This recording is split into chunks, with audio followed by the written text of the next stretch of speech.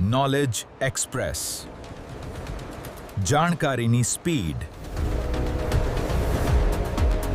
નમસ્તે, હું પ્રાધ્યાપક શિરીષ કુલકર્ણી, વડોદરાની મહારાજા સયાજીરાવ યુનિવર્સિટીની faculty of commerce, department of accounting and financial મેનેજમેન્ટની પ્રોફેસર અને હેડશીપ મેં નિભાવી છે. 2016માં ગુજરાત સરકારે મને સરદાર પટેલ યુનિવર્સિટી વલ્લભ વિદ્યાનગરમાં કુલપતિ તરીકે નિયુક્તિ આપી. અત્યારે ગુજરાત ન્યૂઝના પ્રકાશભાઈ વર્માના કારણે હું આપ લોકોની સમક્ષ છું. આજે હું જીએસટી ઉપર વાત કરવા જઈ રહ્યો છું, ગુડ્સ એન્ડ સર્વિસીસ ટેક્સ. કદાચ યાદ હોય તો થોડા દિવસ પહેલા જીએસટીની કલમ 16, પેટા કલમ 2 અને ક્લોઝ સી, આની મેં વાત કરી હતી કે રિફોર્મ જીએસટીના તો થયા, પણ કેટલાક પ્રોસિજરિયલ રિફોર્મ્સ થવાના હજી બાકી છે. એમાં જો સપ્લાયરે જીએસટીની રકમ સરકારને ન ચૂકવી હોય તો ખરીદનાર કે સપ્લાય મેળવનારને ઇનપુટ ટેક્સ ક્રેડિટ મળવા પાત્ર નથી. એને તો બેચારાએ ચૂકવી દીધું છે, પણ સપ્લાયરે સરકારને નહીં ચૂકવ્યું એટલે આને દંડ થયો. હવે એમાં બદલ આવવો જોઈએ એવો એક વિષય આપણે તે વખતે જોયો. આજે જે જોવા જઈ રહ્યા છે એમાં કાયદો કેટલો સ્પષ્ટ છે. પહેલામાં સેક્શન 16માં આપણે જોયું કે ભાઈ કાયદામાં કઈક વિસંગતતા છે. પખાલીના વાકે પાડાના વાકે પખાલીને ડામ, એવી સ્થિતિ સેક્શન 16 સબસેક્શન 2 ક્લોઝ સી માં આપણે જોયું. આજે આપણે ઊંધું જોઈ રહ્યા છે કે કેટલી સ્પષ્ટતા છે કાયદામાં. સેક્શન 16 પછી અત્યારે આપણે આવીએ છીએ સેક્શન 17માં. જો આ કાયદા બને છે લોકસભામાં, અને જ્યારે લોકસભામાં બિલ આવે, એ બિલ મુકાય એના પછી એના ઉપર બધા જ સંસદ સભ્યો ચર્ચામાં ભાગ લઈ શકતા હોય છે. અને એમાં એમને ક્યાંક ત્રુટિ લાગે છે, ક્યાંક સારું લાગે છે, એ બધા સુધારાઓ પછી કરીને એને પાસ કરવામાં આવે છે. અથવા બહુ લાંબુ થયું તો જેપીએસસી માં ટ્રાન્સફર કરે. એ બહુ જ વિશદ ચર્ચા બાદ કાયદો પસાર થાય છે. એ વાત જવા દો કે હમણાં જે આખું ચોમાસું સત્ર લોકસભાના સભ્યો લોકસભામાં ખાલી હંગામો જ કરતા હતા, એટલે એમને નુકસાન બી થયું છે કે ભાઈ જે નવો કાયદો આવ્યો એ કાયદાની હવે એમને અસર ખબર પડી છે કે ભાઈ આપણે ક્યાં જશું આ વિષયમાં.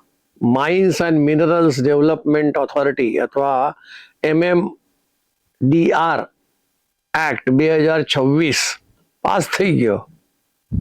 એમાં રાજ્ય સરકારોને તકલીફ પડવાની છે. પણ આજે હું આ સેક્શન 17 ની વાત કરું છું તો સેક્શન 17 કેટલું વ્યવસ્થિત, શબ્દોનો ઉપયોગ, વાક્યોનો ઉપયોગ એટલો સરસ છે કે આપણને એમ લાગે કે હા, આમાં કદાચ સંસદ સભ્યોએ ભાગ લીધો હશે અને કાયદામાં આ પ્રકારનો બદલ થયો હશે. હવે એ શરૂ કરીએ એના પહેલા હું હજી એક ઉદાહરણ એ વિષયમાં આપું છું. સેક્શન 17 સબસેક્શન 5 આ છે ને મોટા ભાગે વેરા શાકને રોકતો કલમ છે. આઈટીસી ઇઝ બ્લોક્ડ, આઈટીસી નહીં મળે એવો આ સેક્શન છે, સેક્શન 17 સબસેક્શન 5. વિષય શું છે કે ભાઈ તમે જો ઇમૂવેબલ પ્રોપર્ટી બનાવતા હો તો ઇમૂવેબલ પ્રોપર્ટી બનાવવામાં જે કાચો માલ, બાંધકામનો વિષય છે, બાંધકામમાં તમને સિમેન્ટ, રેતી, કપચી અને સેવા આ બધું જોઈએ. તો એની ખરીદી બાદ ચૂકવાયેલી જીએસટી ની રકમ ઇનપુટ ટેક્સ ક્રેડિટ તરીકે મળતી નથી. જો એમાં ઇમુવેબલ પ્રોપર્ટી ના બાબતમાં ઇનપુટ ટેક્સ ક્રેડિટ અવેલેબલ નથી. એક કોર્ટ કેસ થયો, સુપ્રીમ કોર્ટ સુધી પહોંચી ગયો કે ભાઈ જ્યારે કાયદો એવું કહે છે કે તમે તમારા ધંધામાં આગળ લઈ જવા માટે, ચાલુ રાખવા માટે તમે જે કંઈ ખર્ચ કરો છો, જેના પર જીએસટી ચૂકવો છો, એની તમને ઇન્કમ ટેક્સ ક્રેડિટ મળે. ફર્ધરન્સ ઓફ ધ બિઝનેસ આવા શબ્દ પ્રયોગો છે. હવે જ્યારે કોઈ વ્યક્તિ ઇમુવેબલ પ્રોપર્ટી બનાવે, એના કાચા માલ પર જીએસટી નહીં મળે, બ્લોક છે. હવે આ ભાઈ એમ કે છે, સફારી રિયલ એસ્ટેટ વાળું વિષય છે, એને કીધું હું મકાન બાંધું છું, શાના માટે? તો હું એને ભાડે આપવાનો છું. જોજો, એને મકાન બાંધતી વખતે સિમેન્ટ, રેતી બધું લીધું અને એના પર જીએસટી ચૂકવી, એના માટે એને ક્રેડિટ જોઈએ છે. જ્યારે સેક્શન 17 ના પાડે છે કે આવી કોઈ ક્રેડિટ નહીં મળે. તો આ ભાઈ એવું કે છે કે ભાઈ મેં જે મકાન બનાવ્યું છે એ મકાન હું ભાડે આપવાનો છું, એમાં જેટલા પણ ફ્લેટ છે ભાડે અપાશે અને એ ભાડા પર જીએસટી લાગશે. એટલે એ જીએસટી ની રકમ સરકારને હું ચૂકવવાનો છું, એમાંથી મને આઈટીસી બાદ મળી શકે છે. એટલે વેરા શાક બાદ કર્યા પછી જ હું સરકારને જીએસટી ચૂકવીશ. તો પછી તમે ઇનપુટ ટેક્સ ક્રેડિટ મને કેમ નથી આપતા? સુપ્રીમ કોર્ટે એના ફેવરમાં જજમેન્ટ આપ્યું અને ઇનપુટ ટેક્સ ક્રેડિટ મળશે. આવો જે વિવાદ વાળો વિષય છે એની ચર્ચા આજે આપણે કરવા જઈ રહ્યા છે. સેક્શન 17 સબસેક્શન 5 અને ક્લોઝ સી અને ક્લોઝ ડી ની વાત આપણે કરવા જઈ રહ્યા છે. જો એક પાકું કલમ 17 પેટા કલમ 5 અને ક્લોઝ સી અને ડી ની આપણે વાર્તા કરી રહ્યા છે.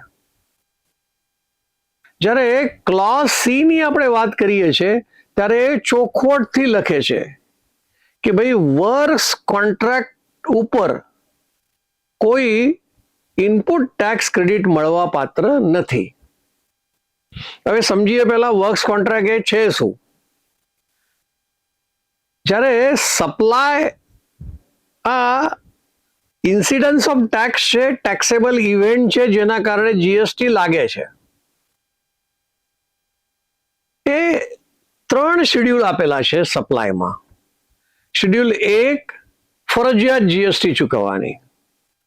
શેડ્યુલ 2 જે સપ્લાય છે એ સપ્લાયને કયું નામ આપવું, આ વસ્તુ છે કે સેવા છે, એનું વિભાજન કરતું આ શેડ્યુલ 2 ની વાત હું કરી રહ્યો છું.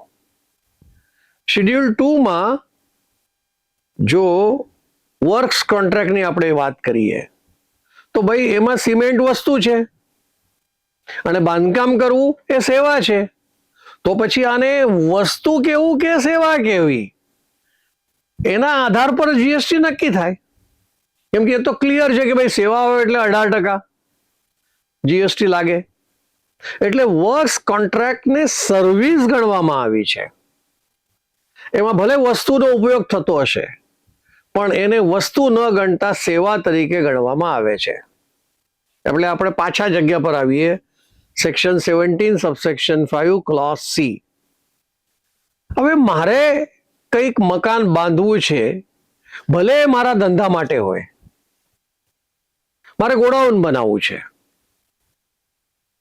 હવે આ ગોડાઉનના બાંધકામમાં હું કોકને કહું છું કે ભાઈ તું આ આટલી સાઈઝનો, આટલા સ્ક્વેર ફૂટનું રૂમ બનાવ, ગોડાઉન બનાવીને મને આપ. એટલે જે કોન્ટ્રાક્ટર છે એ વર્ક્સ કોન્ટ્રાક્ટર છે. એટલે મેં વર્ક્સ કોન્ટ્રાક્ટની સેવા કોન્ટ્રાક્ટર પાસેથી મેળવવાની વાત કરી.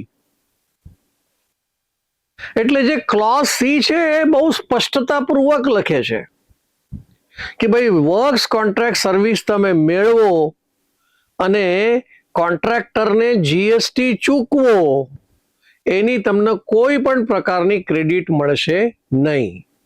કેમ? તો વર્ક્સ કોન્ટ્રાક્ટ છે ઇમૂવેબલ પ્રોપર્ટી બનાવવા માટે. એટલે આ ઇમૂવેબલ પ્રોપર્ટીમાં કોઈ પણ પ્રકારનું ઇનપુટ ટેક્સ ક્રેડિટ તમને મળવા પાત્ર નથી. અને એમાં વિષય છે વર્ક્સ કોન્ટ્રાક્ટ સેવા. તમે કોન્ટ્રાક્ટરને આપ્યો, પણ માની લો કે એ કોન્ટ્રાક્ટર પાછો પેટા કોન્ટ્રાક્ટરને કામ કરવા માટે આપે. હું મૂળ વ્યક્તિ છું સેવા મેળવનાર, મેં કોન્ટ્રાક્ટરને કામ આપ્યું, હવે એ કોન્ટ્રાક્ટર પેટા કોન્ટ્રાક્ટરને પાછું કામ આપે, વર્ક્સ કોન્ટ્રાક્ટ. એટલે જે મૂળ કોન્ટ્રાક્ટર છે એ પેટા કોન્ટ્રાક્ટરને જીએસટી ચૂકવે તો એને ઇનપુટ ટેક્સ ક્રેડિટ મળવા પાત્ર છે, પણ મને નહીં મળે. મારા માટે આ ઇમૂવેબલ પ્રોપર્ટી બની રહી છે અને મેં વર્ક્સ કોન્ટ્રાક્ટ આપ્યો છે, એટલે મને આઈટીસી નહીં મળે, વેરા શાક મને નહીં મળે. I hope it is clear કે ભાઈ સબ કોન્ટ્રાક્ટર ને ચૂકવેલ જીએસટી ની વેરા શાક મૂળ કોન્ટ્રાક્ટરને મળે, પણ હું જેને કોન્ટ્રાક્ટ આપી ચૂક્યો છું એને ચૂકવેલી રકમ પરની જીએસટી ક્રેડિટ મને નહીં મળે. આ કહે છે ક્લોઝ સી. આપણે આગળ વધીએ ક્લોઝ ડી તરફ. Section 17 subsection 5 clause D. આ ડી માં મારે ગોડાઉન બાંધવું છે, પણ હું કોઈને કોન્ટ્રાક્ટ નથી આપતો, હું જાતે જ આ કામ કરાવડાવીશ, હું જાતે જ સિમેન્ટ ખરીદીશ, હું જાતે જ ઈંટો ખરીદીશ, હું જાતે જ મજૂરોની સેવા લઈશ. જે લોકો બાંધકામ કરવાના છે એ મજૂરો હું જ મેળવું છું. એટલે શબ્દ પ્રયોગ કાયદામાં શું લખ્યો છે? Of my own account. હું મારા ખાતે આ બધું કરી રહ્યો છું, મારા નામે હું આ કરી રહ્યો છું. પણ શું કરવાનો છું? એક ઇમૂવેબલ પ્રોપર્ટી બાંધકામ કરું છું ગોડાઉનનું, અને એમાં જે કંઈ હું માલ ખરીદીશ, જે વસ્તુઓ હું ખરીદીશ, જે સેવાઓ હું મેળવીશ, સરકારને તો જીએસટી જોશે જ, કેમ કે જે સિમેન્ટ વેચશે એ જીએસટી મારી પાસેથી લેશે અને સરકારને ચૂકવેશે. ઇનપુટ ટેક્સ ક્રેડિટ શું છે? ચૂકવેલ જીએસટી, સપ્લાયરને ચૂકવેલી જીએસટીની વેરા શાક મળે, પણ અહીંયા વેરા શાક મને મળવા પાત્ર નથી. કેમ? કારણ કે હું ઇમૂવેબલ પ્રોપર્ટી બનાવી રહ્યો છું, હું કોઈ ગોડાઉન બનાવી રહ્યો છું અને એ ઇમૂવેબલ પ્રોપર્ટી છે, એટલે એમાં વેરા શાક મને મળવા પાત્ર નથી. પણ શબ્દ પ્રયોગ શું છે? હું મારા નામે આ બધું કરી રહ્યો છું, અંડર માય ઓન અકાઉન્ટ, હું મારા ખાતે આ બધું કરી રહ્યો છું, પણ બાંધકામ કરવાનું હોવાના કારણે મને ઇનપુટ ટેક્સ ક્રેડિટ મળવા પાત્ર નથી. બની શકે કે હું જે ગોડાઉન બાંધું છું એ શાના માટે છે? For furtherance of the business. શબ્દ પ્રયોગ છે આ. For furtherance of the business. Godown શાના માટે? મારી પાસે દુકાનમાં માલ રાખવા માટે જગ્યા નથી, એટલે મારા સહુલિયત માટે હું ગોડાઉન બનાવી રહ્યો છું, વેરહાઉસ બનાવું છું, અને એ ગોડાઉન વેરહાઉસ બનાવવા માટે હું એનું બાંધકામ કરું છું. પણ હું મારા નામે સિમેન્ટ, મારા નામે ઈંટો ખરીદું છું ને મારા નામે મજદૂરોને હું બોલાવું છું. My own account, on my own account હું આ બધું જ જ્યારે કરી રહ્યો છું ત્યારે મને જીએસટીની વેરા શાક મળશે નહીં, કેમ કે આમાં દરેક જગ્યા પર હું જીએસટી ચૂકવવાનો છું, જે સપ્લાયર છે એ નહીં. એટલે જો હું વર્ક્સ કોન્ટ્રાક્ટરને બાંધકામનું કામ આપું તો પણ મને જીએસટીની વેરા શાક મળતી નથી. હું જાતે બનાવું તો પણ મને વેરા શાક મળતી નથી. એટલે સેક્શન 17 ક્લિયર છે, અને એમાં જે સી અને ડી માં ફરક કરેલો છે એ સમજવા જેવો છે. D, on my own account, મારા નામે મારા ખાતા પરથી હું પૈસા ચૂકવી રહ્યો છું, સિમેન્ટના ને ઈંટોના ને કપચીના ને રેતીના ને મજૂરીના હું જાતે પૈસા ચૂકવું છું ઓન માય ઓન અકાઉન્ટ. એટલે વેરા શાક નહીં મળે. અને જો હું બાંધકામ કરવા માટે કોઈ વર્ક્સ કોન્ટ્રાક્ટરને આપું તો પણ એને ચૂકવેલે જીએસટીની વેરા શાક મને મળવા પાત્ર નથી. આટલું સ્પષ્ટતાપૂર્વક વાક્ય રચના, શબ્દ પ્રયોગ એટલા ક્લિયર છે, એટલે આપણને ધ્યાનમાં આવે કે ભાઈ કેવું કાયદામાં intention of the government, intention of parliamentarian, that intention is made very clear, so that I am not allowed to take the input tax credit of GST paid to my suppliers or to the works contractor. It's not allowed. જો કેવો તફાવત છે. Section 17 subsection 5 clause C અને close D, આ બેની વાત મેં તમારી સાથે કરી છે. આટલું કહીને મારી વાણીને હું વિરામ આપું છું. આભાર. નોલેજ એક્સપ્રેસ, જાણકારીની સ્પીડ.